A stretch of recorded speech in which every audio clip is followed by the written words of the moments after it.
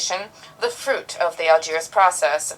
In the meantime, the government, signatory movements, as well as inclusivity representatives will continue to implement the agreement in a spirit of trust and accountability through a new framework which is entitled Inter-Malian Framework for Implementation of the Agreement. In this spirit, we will continue to conscientiously implement and revise consensually the agreement to fine-tune it. The goal sought after is to facilitate national ownership and to shore up its inclusive nature while safeguarding the necessary political and social conditions for consensus and the revision of certain provisions in line with the mechanism set out under the agreement. Turning to defense and security issues, a disarmament, demobilization, reintegration program focuses on the integration of 3,000 former combatants from the signatory movements. This was established. Under this program, 1,840 former combatants have already been incorporated.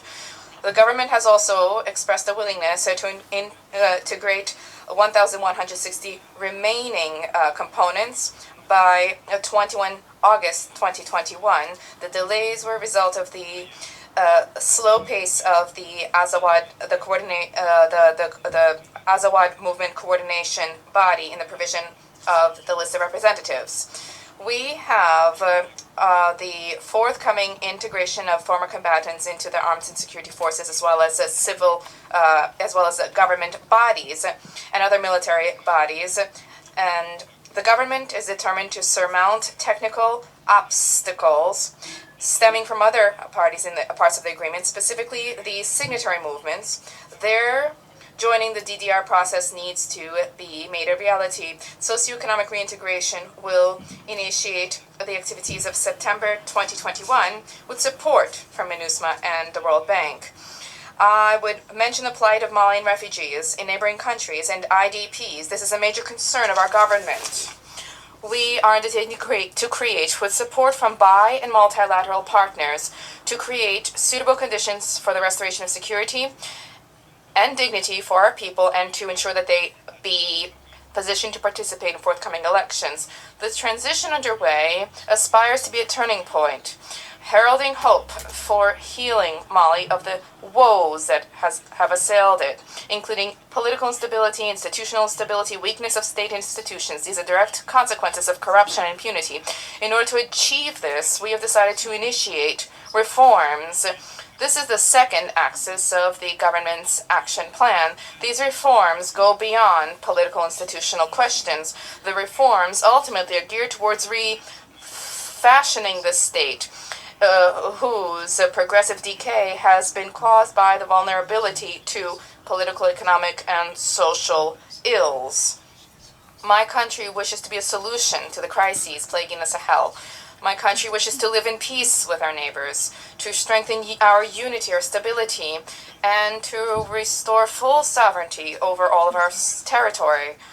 We wish to guarantee human security and safety within our borders by shoring up our constitutional institutions.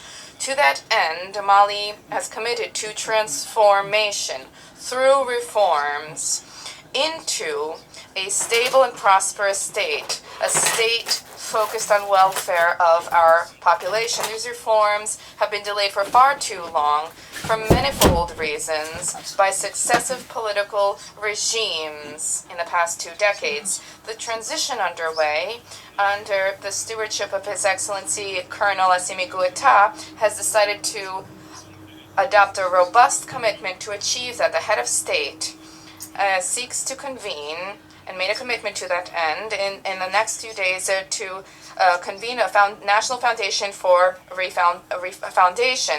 The recommendations will be binding of this body, both for the current transition period and for the pursuit of public policies. The third priority is transparent, credible, and inclusive general elections to restore constitutional order in Mali. These elections are particularly important insofar as they will be the yardstick for the success of the transition. We know that the quality and credibility of the elections will determine the future of our democracy, legitimacy, and solidity of our institutions. As we draw lessons from our recent democratic practice, the government will establish an independent election monitoring body. This unique body will create the political, legal, and institutional framework for rebuilding trust in political actors and citizens during elections. This represents a major innovation to shore up democracy and the legitimacy of institutions. We are fully cognizant of the delays in the transition and of the timeline for transition and our international commitments. We are working ceaselessly to meet the timelines. To that end, the independent election body will accelerate the establishment through revision of electoral law of a direct national directorate with regional and local offices and representation in Malian embassies and consulates. To that end, there will be a roundtable to review the proposed terms of reference for the National Foundation for Refoundation. This began yesterday in Bamako. Beyond the question of the body for elections management, we will undertake to reform the election system by revising basic texts governing elections. The fourth axis of government initiatives will be to establish good governance and adopt a social stability pact. In this regard, we have undertaken to provide for transformative governance. An ongoing struggle has already begun to combat corruption and impunity, which have spawned decay of the state. These measures are underway and will continue and will be built upon. The government of transformation is now reflected in a drastic curtailing of the lifestyles of state servants to release budgetary funds to improve living conditions for ordinary people and to ensure that national wealth be distributed equitably. The president of the transition and the government have already set good examples to that, and the resources thereby released will be reallocated for basic social services in order to ensure greater justice and equality among employees and workers. The government will harmonize salary scales for public service and will initiate in short time a social conference together with social partners and business partners. We are a Sahelian country focusing on agriculture, animal husbandry, and fishing. Hence, we are very concerned by climate change, which represents one of the greatest challenges for human survival and development. My country has fully borne the nefarious consequences of climate change. This is illustrated by growing desertification and its impact on plant and wildlife, the drying up of our rivers and waterways, heat waves, floods, and this list goes on and on. For this reason, I wish to reaffirm our commitment to the implementation of the Paris Climate Agreement. Mr. President, I wish to conclude by recalling the following. The initiatives of the transitional government in Mali are focused on three pillars, which reflect the three vital needs for Mali.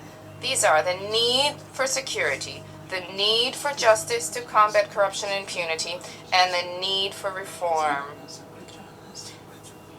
There is an overarching need to continue to endeavor to improve the security environment in Mali, with assistance from Mali's friends to backstop the efforts of the Malian Defense and Security Forces. There is also a crucial need to initiate the necessary reform to rebuild the state and to adapt the texts which govern elections to meet the needs of Malian society and to reflect changing times. There is no alternative to reforms. These are a consequence of the devastating state, and this is necessary if we wish to ensure that this great nation stand up on its feet and become stable. ECOWAS fully grasped this in October 2018 recommended, following the fact-finding mission on the post-electoral crisis, that reform be carried out. To that end, I quote, taking note of the extension of the current legislature in line with the opinion of the Constitutional Court and in the light of the broadly recognized dysfunction mentioned by interlocutors during flagged by interlocutors during the past presidential election. There's a need for the government and all socio-political actors to, in a consensual manner, reach agreement on bold reform for the legal frameworks, including the February 1992 Constitution of the electoral system, in order to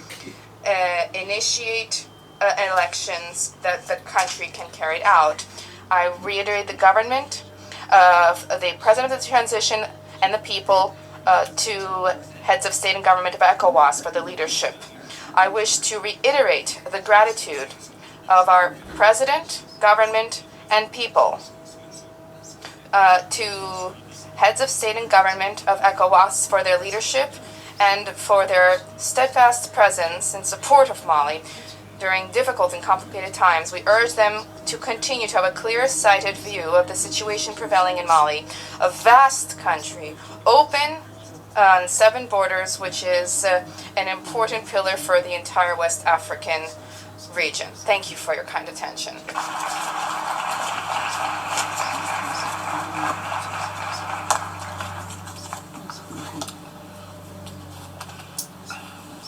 Au nom de l'Assemblée On behalf of the General Assembly, I wish to thank de la République, the Prime Minister and Head of Government of the Republic of Mali for that statement, and I request